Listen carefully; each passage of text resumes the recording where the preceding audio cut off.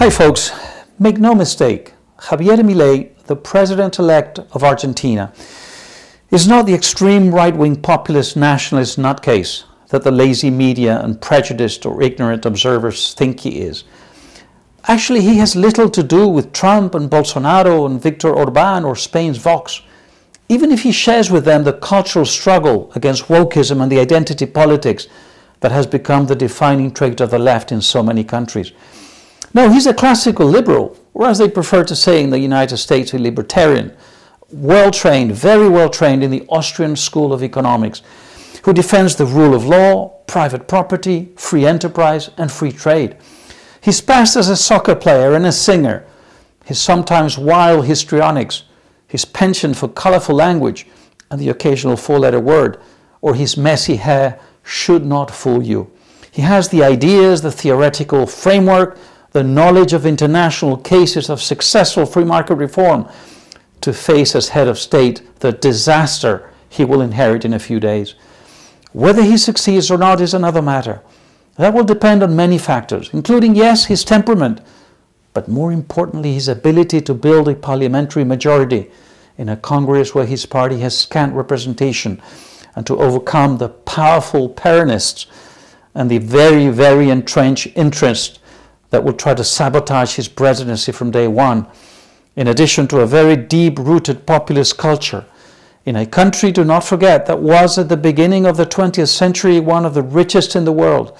and in the 1930s and more acutely in the 1940s began to demolish the foundations of the prosperity it had once enjoyed, up until today. Milei will inherit an inflation of almost 150%, negative economic growth, a central bank whose foreign reserves are in the red and has issued trillions of pesos worth of very short-term debt that will make putting the house in order a Herculean enterprise, an official exchange rate that is 3 times lower than that of the black market, i.e. the real market, a swarm of subsidies and taxes and regulations that suffocate economic and social life, and a government that has no access to international debt markets and owes more than $40 billion to the IMF and is not even complying with the conditions under which it received those loans. But the important thing for you to understand is that he intends to make free market reforms that are as momentous, actually more so, than those made, for example, by Roger Douglas and Ruth Richardson in New Zealand in the second half of the 80s and the first half of the 90s, or those undertaken by Margaret Thatcher in the UK in the 80s, by Ireland in the early 90s, or by Estonia under Mart Laar also in the early 90s. They have all gone down in history as cases of near miraculous transformation of countries that were in a state of apparent irreversible decline.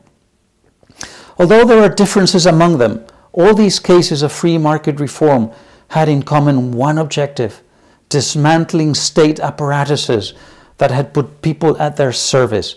that is, reducing their oppressive weight and pervasiveness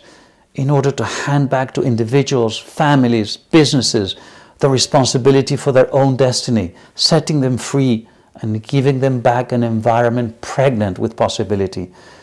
There's no guarantee that Milei will succeed, of course, and if he doesn't, populism will most likely return to Argentina and stay for a very long time, and free market policies will be blamed for what is actually the hardened legacy of populism and will be discredited by association all over the world,